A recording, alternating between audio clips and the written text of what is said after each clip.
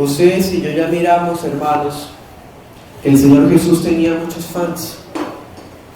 El Señor tenía muchos seguidores. Tenía multitudes que lo perseguían, lo seguían. Eran simpatizantes de lo que Él hacía, les caía bien, les parecía un buen hombre. Pero entre esas multitudes, hermanos, mire la selectividad que las Escrituras nos muestran. El mes pasado miramos que había multitudes y había otro grupo diferente que eran los discípulos. Esto aquí nos muestra que es más evidente, que llamó así a los que quiso. Entonces podemos imaginarnos esas multitudes de las cuales el Señor no ignoraba el nombre de cada uno, pues Él conocía, hermanos, a cada persona por su nombre. Pero de entre la multitud Él escogió a los que quiso para hacerlos sus discípulos. Y miren que la selectividad no termina ahí, porque de entre los discípulos designó a 12. Tendría 10,000 y más seguidores de todos los países vecinos, pero de todos esos Él sabía que habían discípulos. Y de los discípulos, no a todos les dijo que fueran apóstoles, ni a todos los nombró profetas. Él designó por nombre propio de entre los discípulos suyos a 12. Igual, hermanos, y como un día los tribus de Israel eran 12, ahora Él designa 12 apóstoles para significar que el Israel de Dios permanece, que las 12 tribus dispersas fueron recogidas por medio de los 12 apóstoles, y que ahora somos parte de un Israel nuevo, espiritual y genuino. Miremos, hermanos, cómo el mismo libro resalta la soberanía de Cristo, porque dice que Él llamó así, o sea, los llamó que vinieran a donde Él estaba.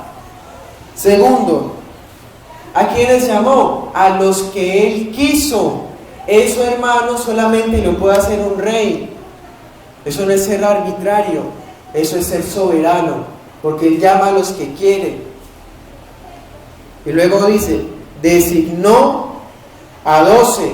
Otra vez, Él mismo es el que designa, o sea, hace un nombramiento público y le dice, usted, Simón, Jacobo, Juan, tal, son apóstoles. Y les doy esta y esa autoridad. Hermanos, Cristo el Rey en este pasaje nos demuestra su soberanía. Y esa soberanía, hermanos, que ejerció al escoger a los 12 apóstoles, hoy día la ejerce con el llamamiento, con los discípulos. ¿En qué sentido? Vamos a Juan 15:16. Ustedes no me eligieron a mí, sino que yo los elegí a ustedes y los he puesto, hermanos. Se resalta la soberanía. Yo los elegí, yo los puse. Dice, para que vayan y lleven fruto, y su fruto permanezca, para que todo lo que pidan al Padre en mi nombre, Él se los dé. Hermanos, cuando Cristo llama a alguien, ese alguien da frutos, y esos frutos permanecen. No es algo temporal, con emociones baratas o entusiasmos falsos, porque son resultados de una elección soberana. Y esa elección, hermanos, sigue aplicando hoy día. Él sigue llamando a los que quiere. No hay nadie a quien Cristo llame y se quede infructuoso, inútil, sin resultados. No existe. Entonces, hermanos, Cristo mismo llama a los que Él quiso, y de entre los que quiso escogió a 12 hombres, varones. Así no le guste a los feministas y a las personas con sus ideas posmodernas. los nombra públicamente como apóstoles. En el Evangelio de Marcos,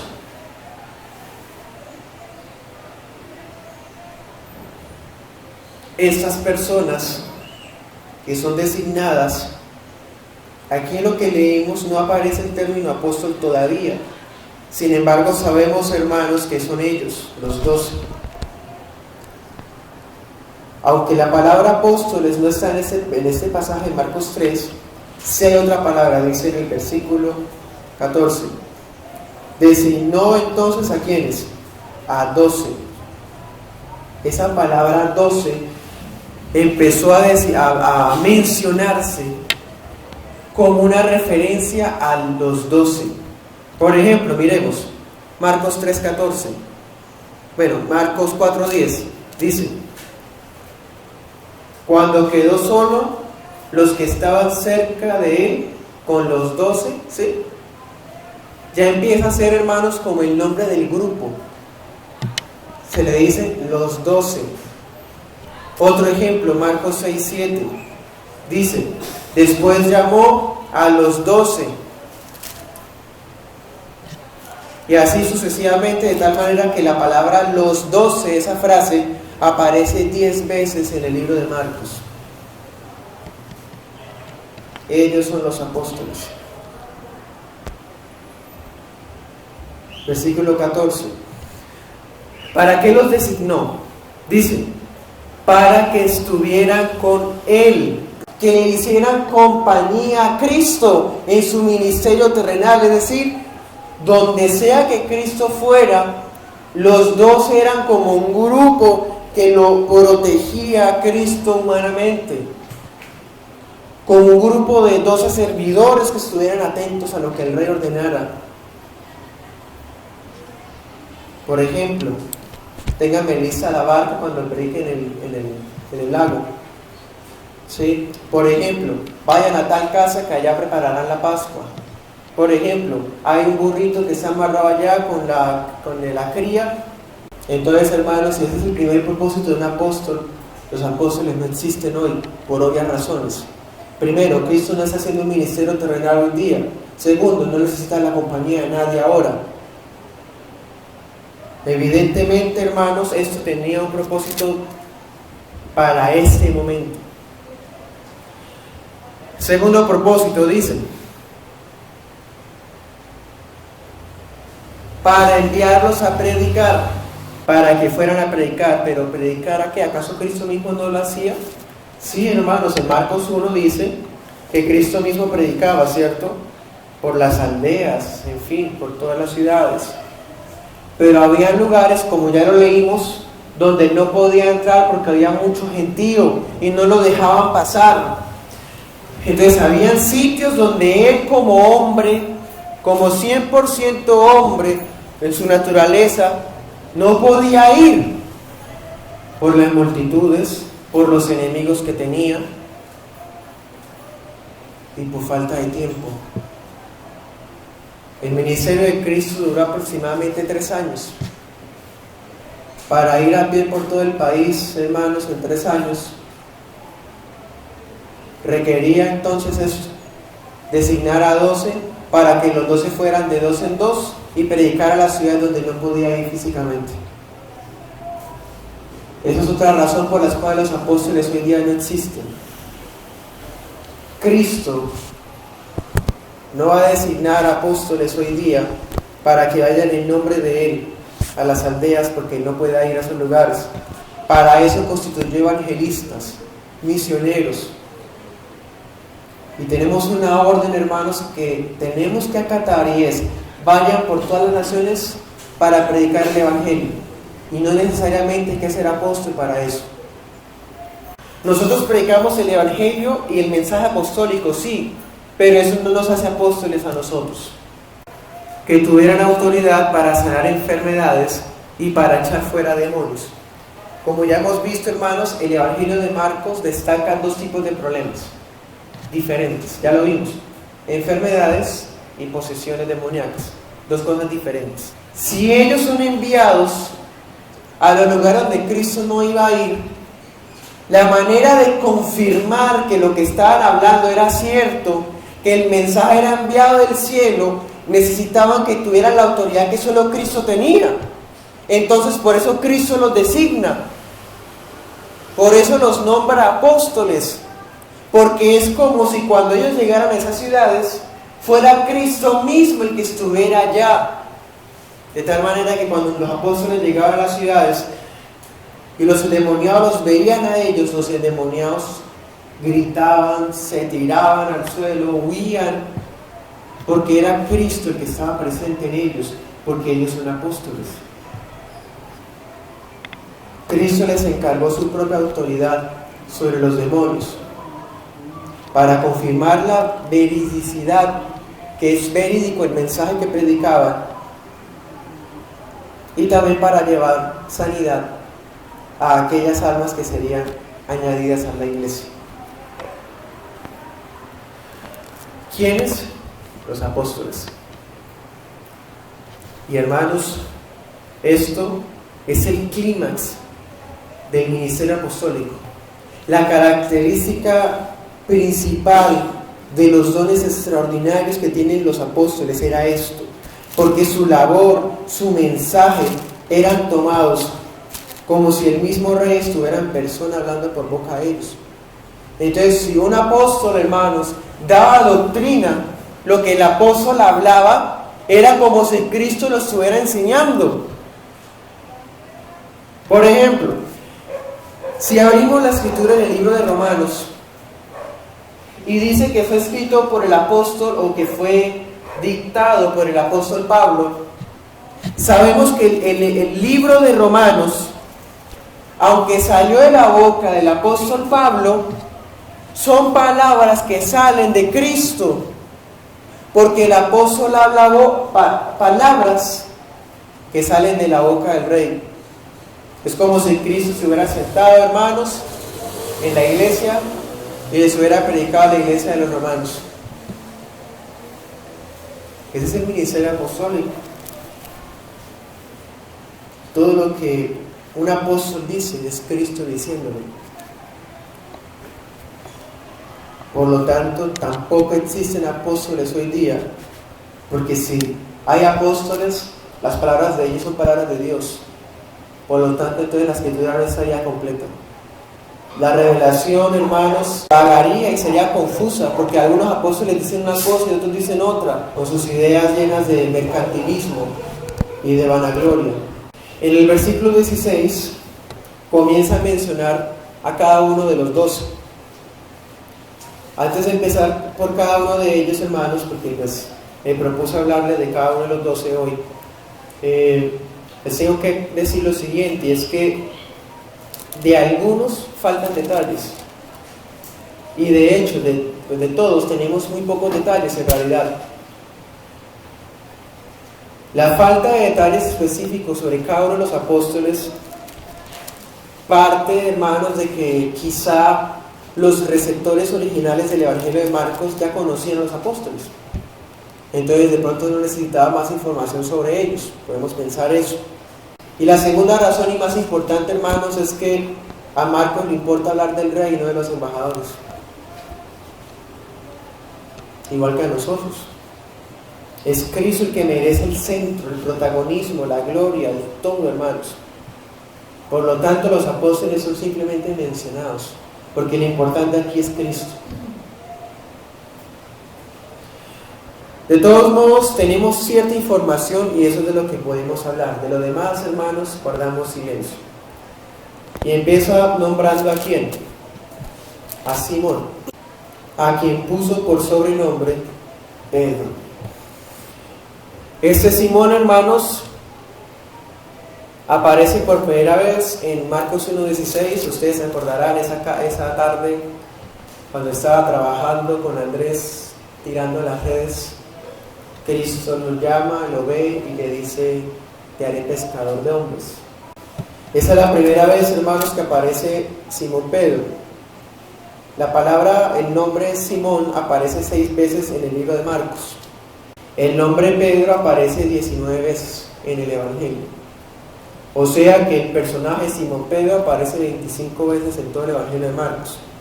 Es el apóstol más reconocido, el más famoso, el más activo, el que más interviene, el más emotivo. ¿Sí? Eso, hermanos, es también porque, pues, como sabemos, el Evangelio de Marcos fue escrito bajo la tutoría de Pedro. O sea, Marcos escribió las memorias de Pedro. Entonces también es normal que, pues, sea mencionado más veces. Y la otra razón es porque Pedro, pues, es el líder. Ahorita vamos a mirar. Era pescador profesional, se dedicaba a ello. La segunda vez que lo vemos, hermanos, vemos que Simón invita al rey a su casa. Allá en Marcos 1:29, cuando después de que hizo la liberación el hombre en la sinagoga de Capernaum, dice que ellos salen de allí y Simón lo invita a su casa. Lo invita a la casa, hermanos, y allí está la suegra de Pedro con fiebre.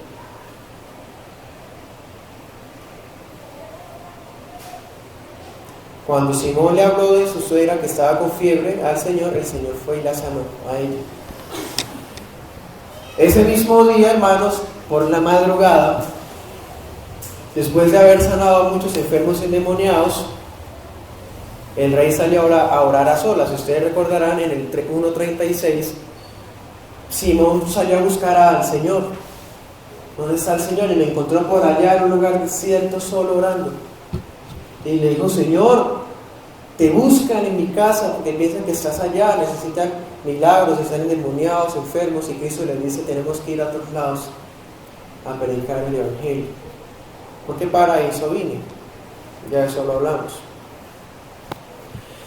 Hermanos, Simón tiene una personalidad muy impetuosa. Es un hombre ligero, explosivo, emocionalista. Por lo menos esa es la personalidad que vemos en él en los evangelios, porque cuando ya Cristo asciende y el Espíritu Santo se le es dado, la vida de Pedro, hermanos, cambió de una manera impresionante. Pero por ahora, mientras Simón es como un seguidor novato de Cristo, aprendiendo,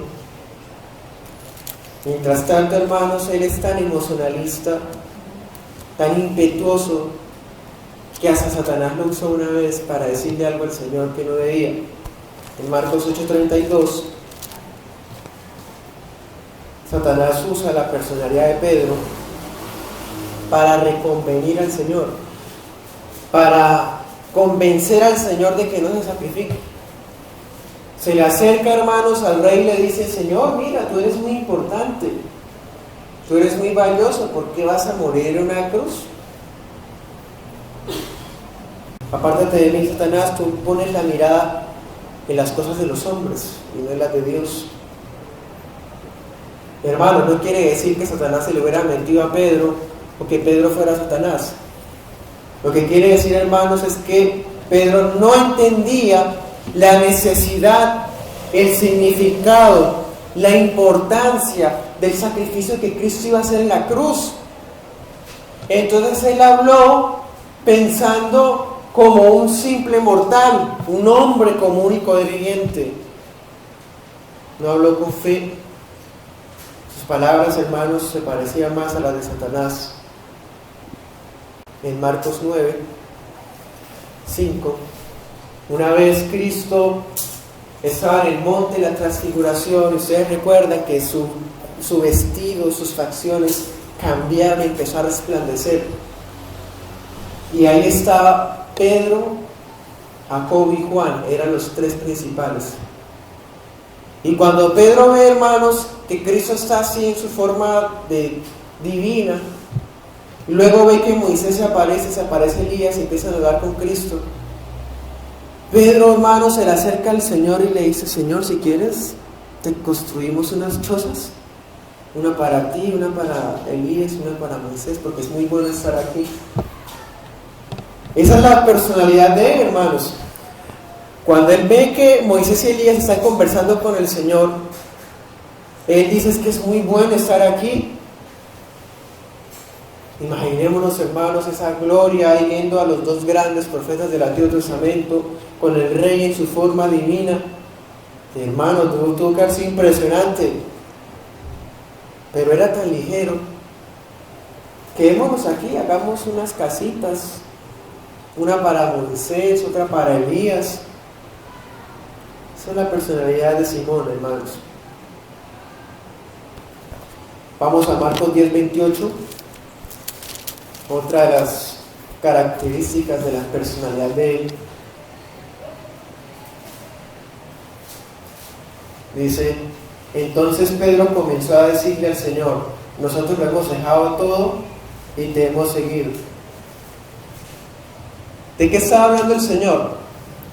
Resulta que una persona se le había acercado y le había dicho, Señor, yo quiero ir al cielo, ¿qué tengo que hacer? El Señor le dice, vende todo lo que tienes, dáselo a los pobres y serás. ¿Sí? Y sígueme.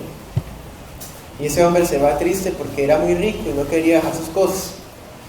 Entonces Cristo dice, es imposible que un rico herede el reino de los cielos. Y Pedro dice, nosotros lo hemos dejado todo por ti.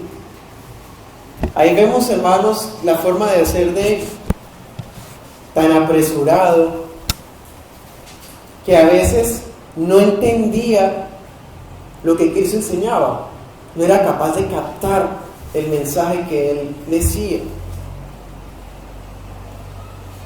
De todas maneras, hermanos, cuando él le dice eso al Señor, el Señor le dice en el 29, no hay nadie que haya dejado casa, hermanos, hermanas, padre, madre, mujer, hijos, tierras, por causa de mí, del Evangelio, que no reciba 100 veces más.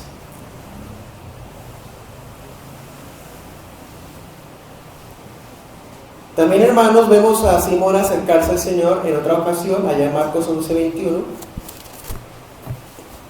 Una tarde Cristo iba pasando por un sembrado de uvas y se le acercó a una higuera, hermanos, y revisó y no tenía uvas para comer. Entonces Cristo maldijo la higuera. Dijo, que seas maldita y nunca nadie coma de ti. Y se fueron. Y cuando regresaron del camino donde estaban, pasaron y la higuera estaba seca.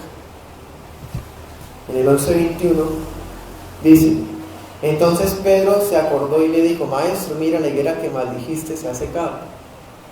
Y él aprovechaba todas esas cosas para enseñarles. Allá vemos en el 22, entonces Cristo aprovecha eso y le empieza a enseñar sobre la fe. Marcos 13:3. Podríamos decir que esos son los 4 principales apóstoles y el orden siempre es el mismo. Dice Pedro, Jacobo, Juan y Andrés. Son los 3 principales y aquí aparece Andrés el cuarto. Dice, cuando Jesús estaba sentado en el monte de los Olivos frente al templo, ellos se le acercaron y le hicieron preguntas. Dinos, ¿cuándo serán estas cosas? ¿Qué señal habrá cuando todas esas cosas han de cumplirse? O sea, háblanos del futuro, queremos saber sobre lo apocalíptico. Háblanos de escatología, no nos has hablado de eso hasta ahora, o por lo menos no nos acordamos. ¿Quién era el que lideraba las preguntas, hermanos? Simón Pedro. Entonces en el versículo 5 dice, Jesús respondiéndoles comenzó a decir, y empieza a enseñarles. Vemos la paciencia del Señor, hermanos, su dulce amor por ellos. Les enseña.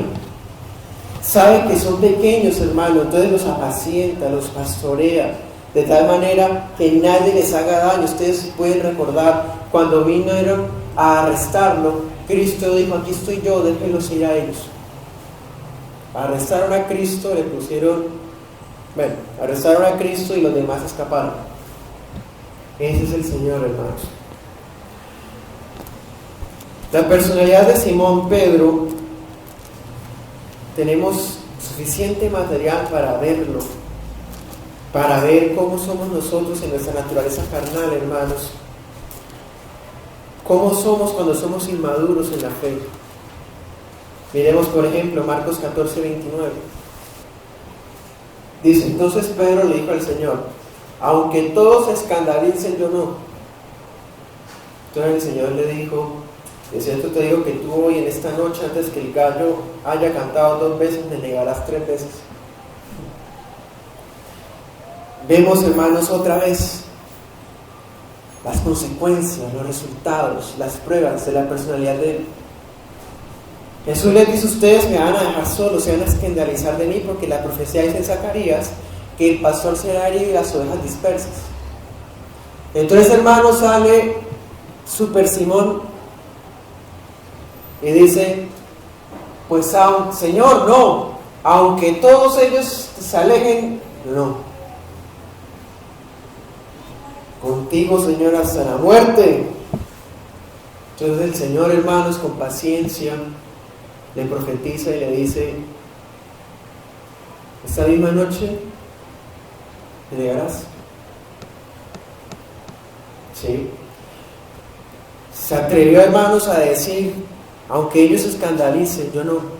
Aunque todos te abandonen, yo no. Esa misma noche ustedes recuerdan que Pedro siguió al Señor. Cuando el Señor fue arrestado, Pedro lo siguió de lejos para ver a dónde lo llevaban y todo eso.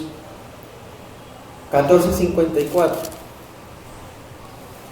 dice: Pedro lo siguió de lejos hasta dentro del patio del sumo sacerdote, y estaba sentado con los guardias calentándose al fuego.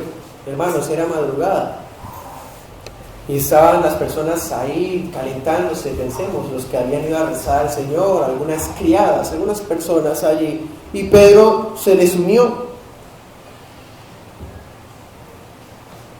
Y cuando él estaba ahí calentándose con ellos, esas personas lo voltean a mirar y le dicen: pero eso estaba con el hombre este que fue arrestado, ¿no? Y Pedro dice: ¿qué? ¿Yo ni conozco a ese hombre? La segunda ocasión, hermanos, la escritura dice en otro evangelio que echaba maldiciones y juraba que no lo conocía. Y a la tercera, hermanos, volvió a negarlo maldiciendo. Versículo 66 dice: Pedro abajo en el patio vino una de las criadas del sumo sacerdote, y cuando vio a Pedro que se calentaba mirándolo, le dijo: tú también estabas con el Nazareno Jesús. Él negó diciendo: no lo conozco ni sé lo que dices. Salió a la entrada y cantó el gallo. La criada lo vio otra vez, comenzó a decir a los que estaban allí: ese es uno de ellos. Pero él volvió a negarlo. Poco después los que estaban allí dijeron otra vez: verdaderamente tú eres de ellos, porque eres Galileo, y tu manera de hablar te delata. Hermanos, es que estar con el Señor por 3 años basta para que se note quién es quién, no solamente escucharlo hablar. Versículo 71, entonces él comenzó a maldecir y a jurar: no conozco a este hombre de quien habla. Y el gallo cantó por segunda vez. Entonces Pedro se acordó de las palabras que Jesús le había dicho: antes que el gallo cante 2 veces, me negarás 3 veces. Y pensando en esto, lloró amargamente. Impresionante, hermanos. Esta escena es terrible, una escena llena de traición, de deshonor, deshonra, infidelidad, deslealtad, adulterio espiritual.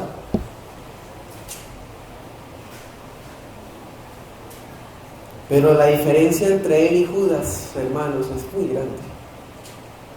Porque a pesar de la personalidad que tenía y de esto que hizo, el Señor lo restauraría y lo haría el principal apóstol. Por eso le puso Pedro.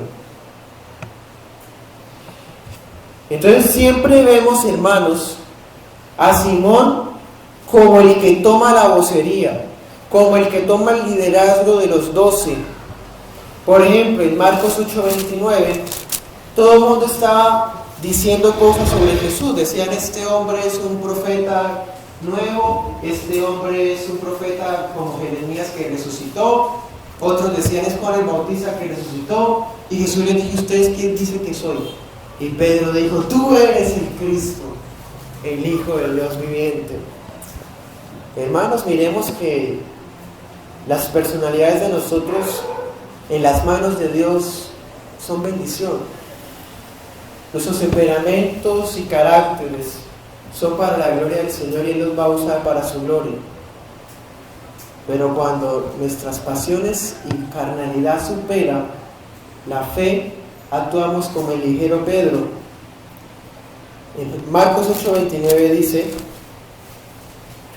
tú eres el Cristo. ¿Sí? Pedro lo confiesa la identidad del Señor en nombre de todos. Porque Jesús les dijo: ¿ustedes quién dice que soy? Pedro dice: tú eres el Cristo. O sea, Él habla, hermanos, por todos. ¿Cierto que sí es el Cristo? ¿Cierto que sí? Señor, tú eres el Cristo. ¿Sí o no? Tú eres el Mesías prometido. Tú eres el que esperábamos. Vamos a Marcos 14:37. Cuando estaban en Getsemaní, Cristo vino luego y los halló durmiendo a los 12 y dijo a Pedro: Simón, ¿duermes? ¿No has podido velar ni una hora?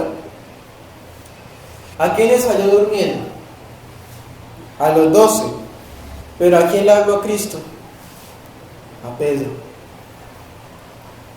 Pedro tomaba la vocería de los 12, pero Cristo mismo veía a Pedro como el líder de los 12. Por eso Cristo lo ve y les habla a todos, dirigiéndose a Pedro. Pedro, Simón, ¿duermes? ¿No me pudiste acompañar a orar ni siquiera una hora? También, hermanos, podemos verlo allá en Marcos 16:7. Cuando Cristo resucitó ese domingo, un ángel se les apareció a ellos, a los 12, y el ángel les dijo lo siguiente: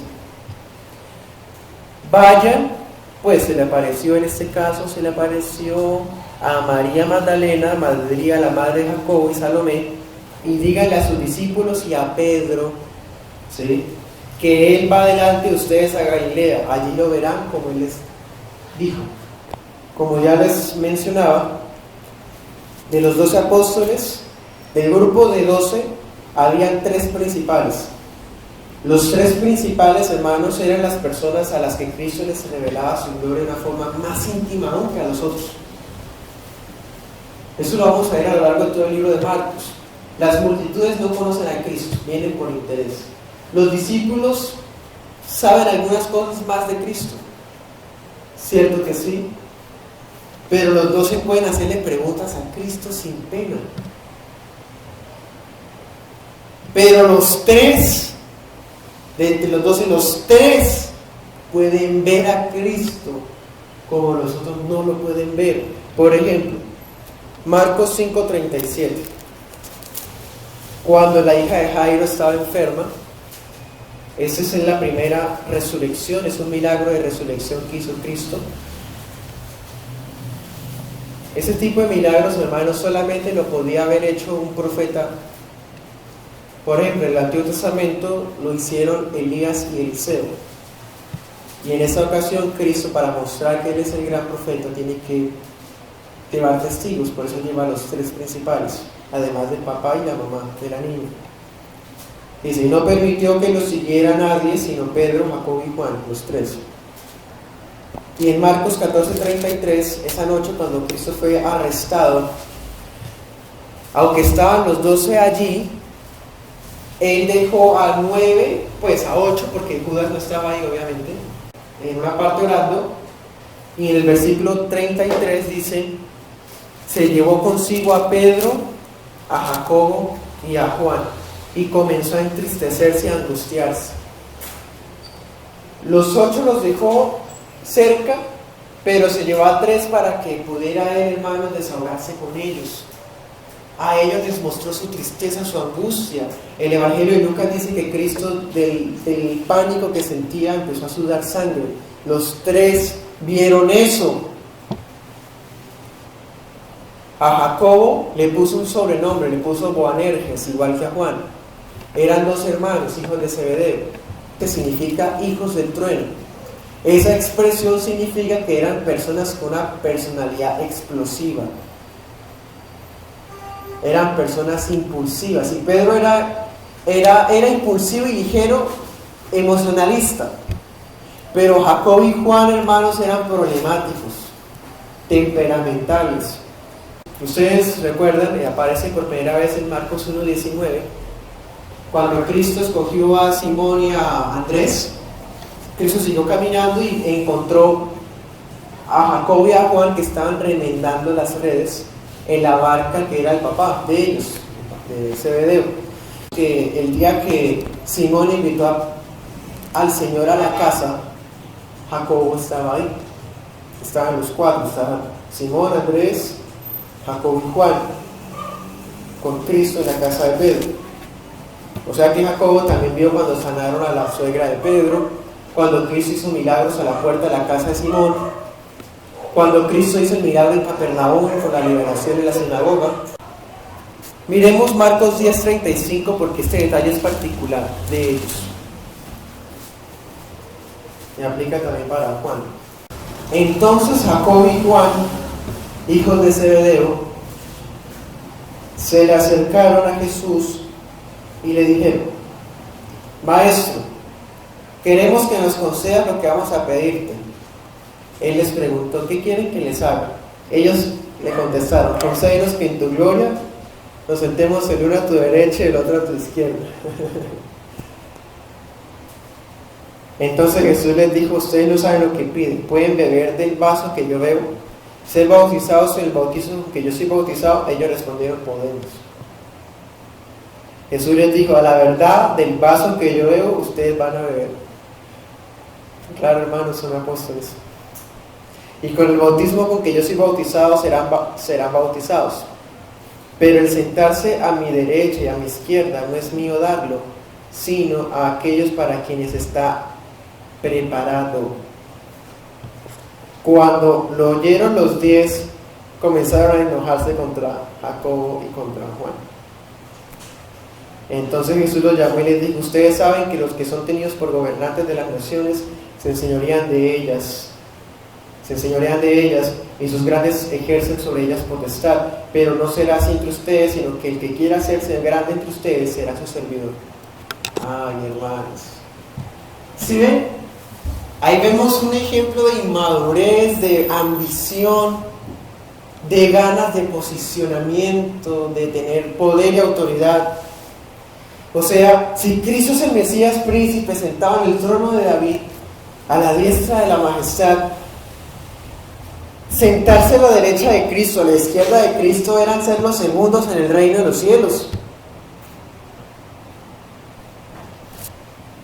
Entonces el Señor aprovecha, hermanos, esa ingenuidad de ellos y ambición también, y les enseña: ¿quieren ser los más grandes del grupo? El más grande será el servidor de todos. Las naciones, el mundo, ellos ejercen poder con la tiranía, con los gobiernos a mano dura, pero entre ustedes no será así. El que quiera ser el más grande tendrá que ser su servidor.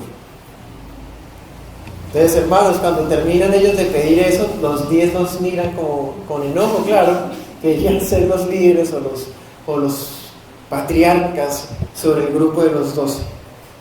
Y estaban los dos, Jacobo y Juan, pidiendo eso. Pasemos ahora, hermanos, a hablar de Juan.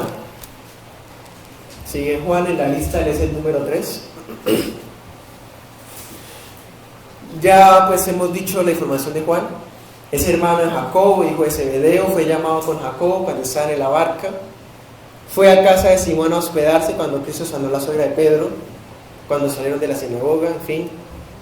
Era uno de los 3 principales del apóstol Juan. Hay algo que es muy curioso del Evangelio de Marcos. Esto es un detalle que Marcos lo hizo adrede. Aquí la lista, volvamos a la lista, dice que a Simón, a Jacobo y a Juan fueron los únicos apóstoles a los que se les dio un sobrenombre. A Simón le dijo Pedro, y a Jacobo y a Juan les dijo Boanerges. O sea, quieren resaltar, hermanos, que son definitivamente los 3 principales. Por eso a ellos 3 se les dio otro nombre. De todas maneras sabemos, hermanos, que los otros apóstoles a uno se les cambió el nombre también. Lo que pasa es que Marcos quiere hacer énfasis en el detalle de los 3 principales. Por ejemplo, Mateo no se llamaba así. Bartolomé era un apellido, no era el nombre propio de él. Tadeo también tuvo otro nombre. Pero pues, ustedes se acuerdan que el primer apóstol que Cristo escogió fue Simón, ¿cierto? Y el segundo, ¿quién fue? Andrés. Porque llamó a los dos hermanos a la vez. Pero miren que a Andrés lo ponen de cuarto. Ahí vemos otra vez la intención de Marcos, porque él quiere dejar claro que los tres primeros son los tres principales. Y por eso Andrés lo pone de cuarto, aunque Andrés fue el segundo en haber sido escogido. Pero bueno, resulta que Cristo, ellos en el versículo 33 habían discutido otra vez por quién era el mayor de todos. Siempre hay, cuando alguien es inmaduro en la fe, quiere posicionamiento, ser el primero. Entonces Cristo llama a un niño, ¿se acuerdan de eso? Entonces le dice: cualquiera que tome a un niño, mi nombre, a mí me recibe. O sea, todos ustedes son iguales, les dijo Cristo. Entonces en el 38 Juan, hermanos, cambia el tema, porque es un hijo del trueno, definitivamente. Cambia el tema y dice: Maestro, hemos visto a uno que en tu nombre echaba fuera demonios, pero él no nos sigue a nosotros, por eso se lo prohibimos.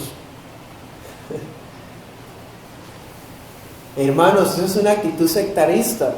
O sea, Señor, vimos a un hombre que estaba echando demonios en tu nombre. Nosotros le dijimos que no hiciera eso porque no hace parte de nuestro grupo.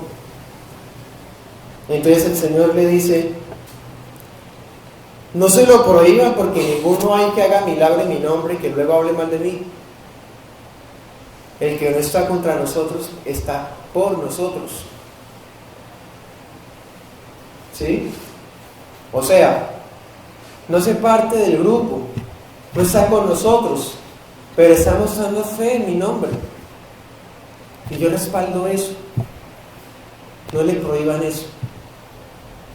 El Señor nos guarda, hermanos, de ser sectaristas, o a tomar la actitud de Juan, de prohibirle a otros las bondades de la gracia que nos han sido dadas gratis, como si nos pertenecieran a nosotros, como si tuviéramos la patente o nos fuéramos dueños de todo esto. Marcos 1:16, Marcos 1:29, Marcos 13:3, no más. Eso es lo que tenemos de Andrés. En la lista de Marcos, el 5 y el 6 son Felipe y Bartolomé. En el Evangelio de Marcos, de esos dos apóstoles solamente tenemos la mención en la lista. O sea, no tenemos nada más. Solamente cuando hablan los 12 sabemos que están ahí, pero no los mencionan. Felipe y Bartolomé. El único evangelio que habla más de ellos es el Evangelio de Juan. Pero pues estamos en Marcos, entonces sigamos. El apóstol número 7 en la lista de Marcos es Mateo. De ese sí tenemos un poquito más de información también muy particular, hermosa como siempre. Vamos a Marcos 2:14. Vio a Leví, hijo de Alfeo, sentado al banco de los tributos públicos, y le dijo: sígueme. Y se levantó y lo siguió. Aconteció que Jesús, estando a la mesa en la casa de él, muchos publicanos y pecadores estaban también a la mesa juntamente con Jesús y sus discípulos, porque eran muchos los que lo habían seguido. Bueno, este Leví, hijo de Alfeo, es Mateo. O sea, hermanos, el apóstol número 7 fue llamado por el Señor y lo sacó de lo vil y menospreciado. Fue llamado por el Señor cuando estaba trabajando. Así había hecho con los 4 primeros, y así hizo también con Mateo. Todos estaban trabajando, no estaban desocupados. Es que tengo mucho que hacer, tengo muchas ocupaciones, soy una persona muy ocupada, sí, qué bien. Si el rey lo llama a usted, usted va y no pone excusas. Si no lo llama, usted pone excusas. Punto. Marcos 2:14 dice que al pasar le dice: sígueme. ¿Y qué hizo Mateo? Lo siguió inmediatamente. Eso es una característica, hermanos, bastante evidente de la fe salvadora. Se está arriesgando, hermanos, se renunció a su trabajo. Ya lo estudiamos, renunció a su empleo. por seguir a un hombre que le dice sígueme. Solamente, hermanos, puede pasarse ese rey que es como si fuera un imán ante el cual no puede resistirse. Esa es la gracia irresistible, hermanos. Dice que él lo siguió inmediatamente, o sea, se convirtió en discípulo. O sea, de entre las multitudes que habían, volvió parte de los discípulos. Y de entre el grupo de discípulos, Cristo dijo: tú, Mateo, Leví, hijo de Alfeo, eres un apóstol ahora. También, hermanos, tenemos en el versículo 15 que Mateo invitó a Cristo a su casa con todos sus colegas, pensemos, sus allegados, familiares, y hizo un banquete en honor del Señor. Quizá, hermanos, el nombre Mateo es un nuevo nombre para Leví. De pronto el Señor se lo dio cuando lo llamó, o de pronto él mismo se lo colocó como símbolo de su nueva vida. ¿Sí? En la lista, ¿quiénes siguen? Vamos a Marcos 3, versículo 18, dice: Andrés, Felipe, Bartolomé, Mateo, Tomás, Jacobo, hijo de Alfeo, Tadeo. De estos tres, hermanos, tampoco tenemos más información. Solamente el libro de Marcos los menciona aquí, no más. También están incluidos cuando habla de los 12, ellos están ahí, obviamente. Bueno, versículo 11, versículo 18, sigue, Simón el cananeo. Ese Simón es el apóstol número 11. La palabra cananeo no se refiere a que sea de la línea de Canaán, hijo de Cam, no.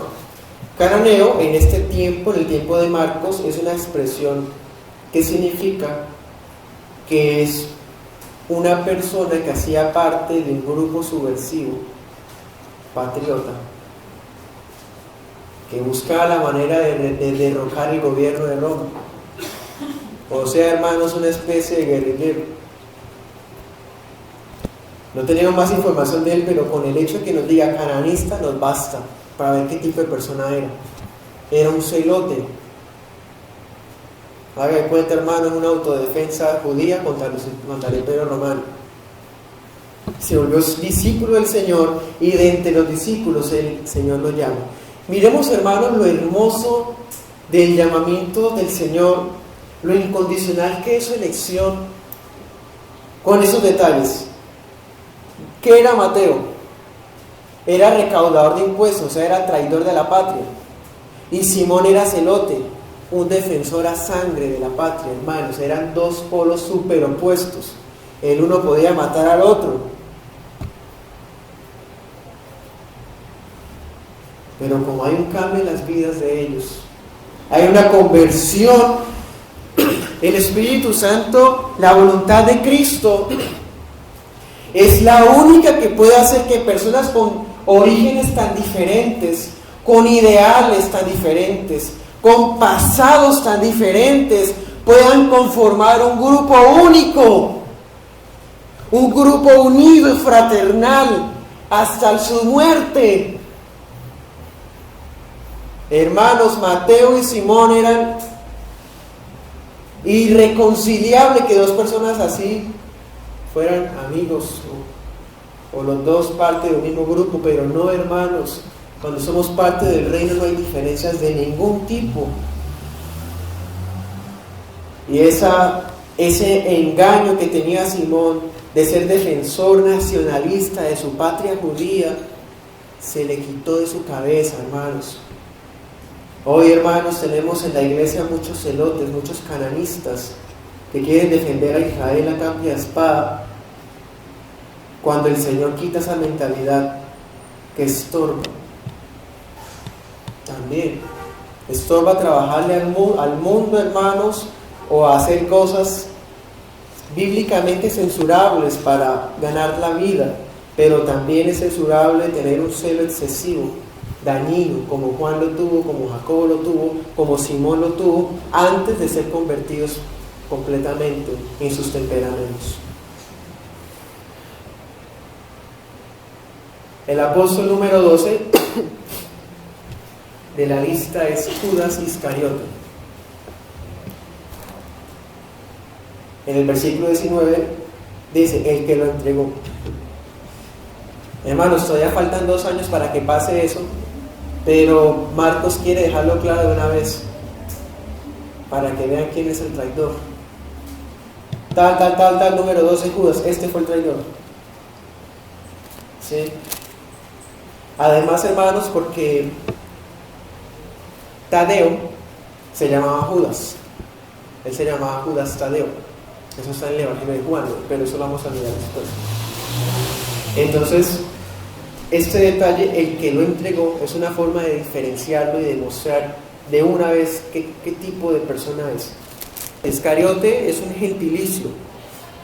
Significa que él era de un pueblo de Judea que se llamaba Queriot. Ese pueblo aparece en Josué 15:25.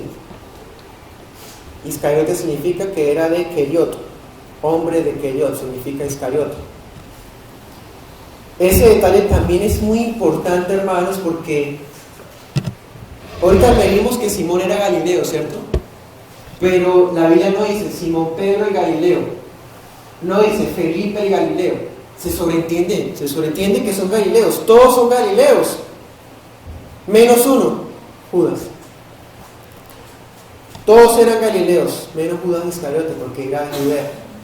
Ese detalle es muy interesante, por eso Marcos lo pone adrede también, Judas de Iscariote. Pero en Marcos 14 se habla de él específicamente, versículo 10, 14:10 dice, entonces Judas Iscariote, uno de los 12, ¿sí?, fue a los principales sacerdotes para entregarles a Jesús. Entonces al oírlo se alegraron y prometieron darle dinero, y Judas buscaba la oportunidad para entregarlo. ¿Qué tenemos, hermanos? Tenemos que él fue a los príncipes del pueblo con la manera, el complot para entregar a Cristo a cambio de una comisión.